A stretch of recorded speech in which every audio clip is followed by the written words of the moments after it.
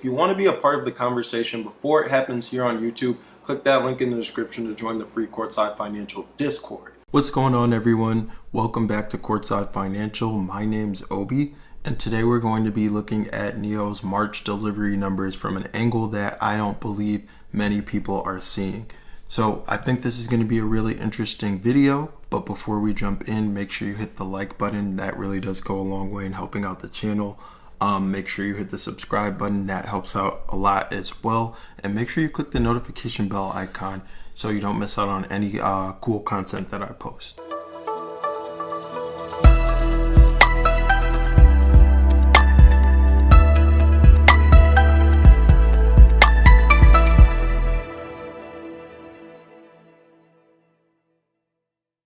Now, I wanted to post this video when the delivery numbers first came out, but unfortunately I was busy and I didn't have the chance to post this video until now. I actually wasn't even going to post it until Eddie had commented on the last video I posted asking me to post this video. So if you guys ever have any thoughts or ideas or content that you guys want to see from me, let me know in the comments and I'll definitely try to make sure that I get to it. But anyways, I don't think that the March delivery numbers were bad, but I also can't say that they were groundbreaking or anything close to that either. They were barely just in line with guidance, and that's similar to what we're seeing with the rest of their competitors. In March, NIO delivered 10,378 vehicles, representing a 3.9% year-over-year growth. So still good to see that year-over-year, the trend on a monthly basis, the trend is positive. The deliveries consisted of 3,203 premium smart electric SUVs and 7,175 premium smart electric sedans. NIO delivered 31,041 vehicles in the first quarter of 2023, representing a 20.5% year-over-year increase.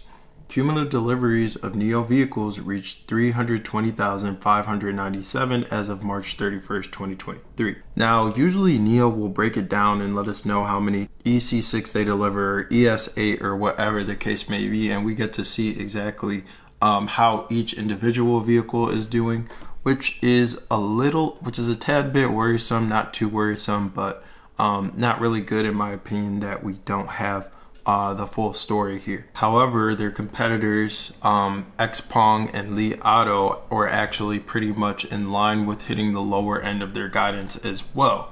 So XPeng delivered 7,002 vehicles in March, and Li Auto delivered somewhere around 20,000 vehicles in March. So that leaves the understanding that it's not just NIO, it has something to do with the market.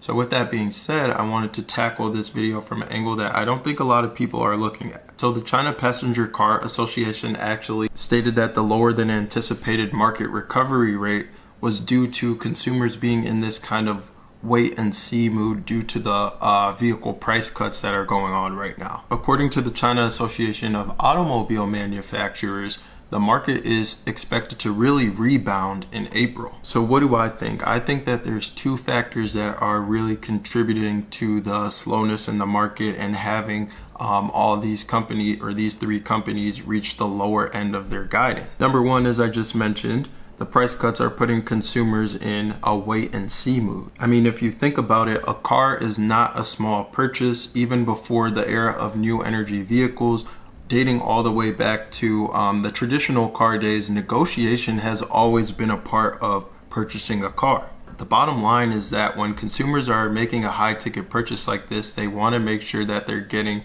the best value for the best price. So with companies slashing prices, price is really the only thing going down, and that's a huge benefit to a consumer who may be in the market at the time, although it does cost the company margin. Other than that, the quality of the product is unchanged. Initially, in a price war, when it comes to high ticket items, it makes sense for the consumer to kind of sit around and kind of say, hey, let me see how low these prices can go before I actually pull the trigger. I don't want to pay this price today, and then tomorrow I see that the prices have gone down even further. And so consumers might have been eager to see a company like NIO slash their prices. However, NIO's made it abundantly clear that they will not be partaking in the price war. However, price wars don't last forever, and like I said, I think these delivery numbers for the first quarter of the year are reflective of consumers being in that kind of look-see-lose stage where it's like, hey, I want to see how low the prices go to make sure that I'm getting the best bang for my buck. But I think eventually the market will bounce back. I think when the when the prices start moving in the other direction, consumers who have kind of been sitting on the sideline are going to have this kind of mindset of, hey, let me snag this deal before these prices go away, and it's going to create more of a sense of urgency. So when the other direction being up instead of prices continuing to get slashed and go down. NIO may feel as if they're a luxury brand and the audience that they serve isn't really too affected by price. They're less price sensitive. However, things don't happen in a vacuum. If there's other car companies that are making good quality product, and originally you had your eyes set on a NIO vehicle, as a smart consumer, you're going to obviously, especially in this space with new electric vehicles, this is a space full of consumers who are willing to try new things because the status quo right now is probably not even to move to an electric car for a majority of people. That's why we're only seeing that, I believe, electric cars in China accounted for 25% of sales, because most people are sticking to the status quo, the gas vehicles, the ICE vehicles.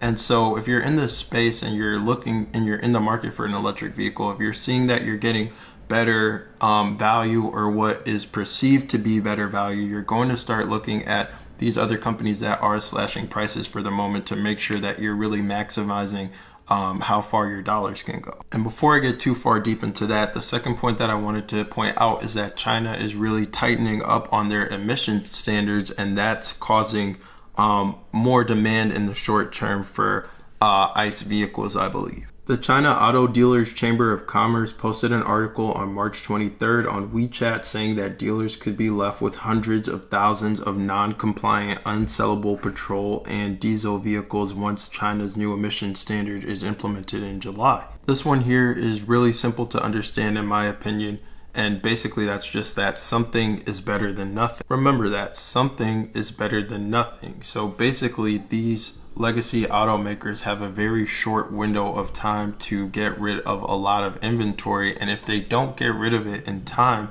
then it becomes unsellable, and that means that it goes to waste and they lose tons and tons of money. China's new emission standard is expected to be implemented in July, which is not too far from now. So when I say something is better than nothing, that means why don't we salvage the rest of the product that we have, the rest of the inventory that we have, and kind of discount that to make sure that we can get rid of it as quickly as possible. So I think it's pretty clear. I think everyone knows the answer to this one. If a consumer was in the market initially for an electric vehicle car, but they can get a luxury ICE vehicle for extremely cheap because you have to get rid of it, that's obviously going to be a consideration that takes away from the new energy vehicle market as well. So overall, I think due to market conditions, NIO's March deliveries weren't really bullish or bearish. Anyhow, I'd like to know your guys' thoughts on the state of the electric vehicle market in China right now, especially for the first quarter. And I would like to know your thoughts on NIO's first quarter and March delivery numbers as well. Leave a comment down below and also leave some video suggestions down below. We can do this whenever. That's going to be it for this video. Make sure you hit the like button. Make sure you hit the subscribe button, notification bell, and don't forget to join the free Discord. All right, I'll see you guys in the next video.